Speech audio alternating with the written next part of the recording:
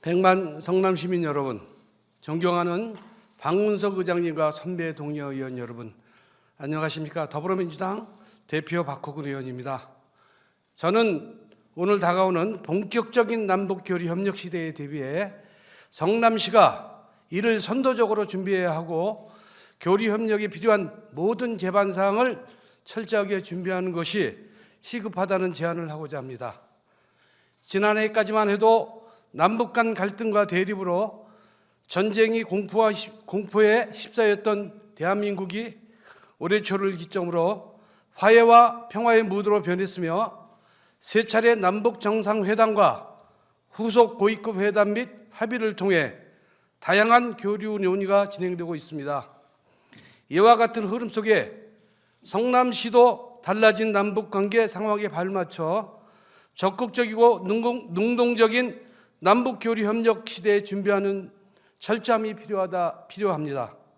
그간 성남시에는 조례 제정, 남북 교류 협력 TF팀 운영, 1기 남북 교류 협력위원회 운영 등을 통해 나름대로 준비를 해왔지만 남북 관계와 예산상의 문제로 큰 진척을 보지 못했습니다.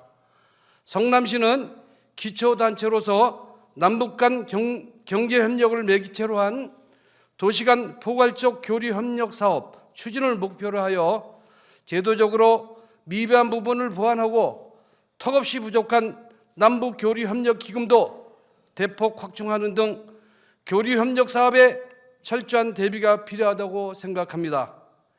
현재 고양시의 경우 50억 원의 기금이 적립되어 있는데 성남시의 경우 2억밖에 안 되는 실정이므로 기금을 대폭 확충하고 경기도 중앙행정부와 정보 공유를 통해 시범적인 사업을 시작해야 합니다. 집행부에서 내년에 북한 어린이 의약품 지원 사업, 아로니아 묘목 지원 사업, 가극 금강 평양 공연 등 시범적인 사업을 준비하고 있는 것으로 알고 있습니다. 철저한 준비를 통해 사업 효과를 극대화하면서 동시에 왜 이런 사업이 필요한지에 대한 시민들이 인식을 제고하는 데 힘을 기울여야 합니다. 또한 성남시는 경제협력에 관심이 있는 관내 기업과 정보를 공유하고 준비하는 과정을 통해 교류협력이 활성화되었을 때 기업들이 경업에 참여하는 발판을 마련해야 합니다. 이를 위해 시 집행부와 시의회, 민간기업이 협력 방안을 함께 마련해 남북 교류 사업 확대에 대한 철저한 준비와 시민들이 이해 참여 속에 통일의 꿈과 비전을 제시할 것을 제안합니다. 또한 남북 교류 협력 사업을 위한 전문 인력도 양성하고 필요하다면 기존의 공무원 중에 선발해 통일부 등에 가서 실무 경험을 배우는 것도 하나의 방안이 될 것입니다. 성남시가 지난 2017년 하반기에 실시한 연구 용역에 따르면 성남시의 판교 테크노밸리 등과 연결할 수 있는 최상의 협력 지역은 과학도시로 알려진 평성시와 맞붙은 평양 원정 첨단 기술 개발구로 나와 있습니다. 이를 통해 향후 성남시와 북한의 평성시 간의 지자체 간 활발한 교류 협력을 폭넓게 진행하며 효과를 극대화시키는 것이 용역의 내용입니다. 성남시에는 IT, 바이오 기업들이 북한 진출 또는 교류 협력을 강화할 수 있는 다양하고도 폭넓은 인프라가 존재하므로 이를 적극 활용하여 남북이 상생할 수 있는 방안이 모색되어야 한다는 것입니다.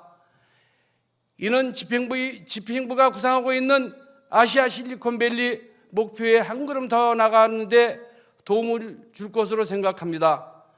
성남시 이와 같은 활동은 대북 인도적 차원을 넘어서 곧 도래할 남북 협력 시대에 대비한 지자체의 대북 개발 협력 차원에서 선구자적 활동이 될 수 있을 것입니다. 이와 같은 일련의 대북 교류 협력 사업은 성남시 자체의 발전에 기여할 뿐 아니라 민족의 과제인 평화 통일에 통일에 대한 비용 절감, 편익 창출로서 민족이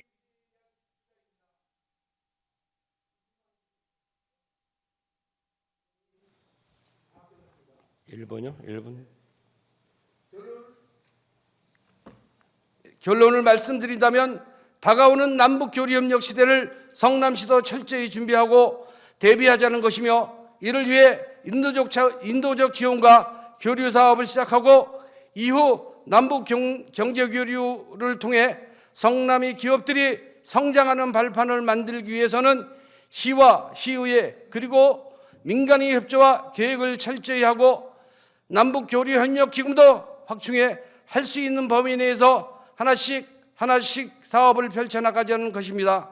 성남시가 변화하는 시대적 흐름을 간파하고 준비하는 모습을 보이는 것은 도시간 경쟁에서 지자체 간 시민들의 삶의 만족도 면에서도 중요한 일이며, 이는 결국 도시 브랜드 가치 상승으로 이어지는 행정행위라고 본의원을 생각하고 있으며, 그런 차원에서 남북 교류 협력에 대한 제안을 마칩니다. 경청해 주셔서 감사합니다.